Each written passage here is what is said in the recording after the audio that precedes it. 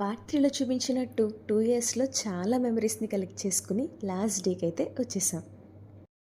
అరెరే బాల్యం రమ్మన్నారాదే గుర్తుకొస్తే కంట చెమ్మ పెట్టిస్తుంటుందే స్నేహాలే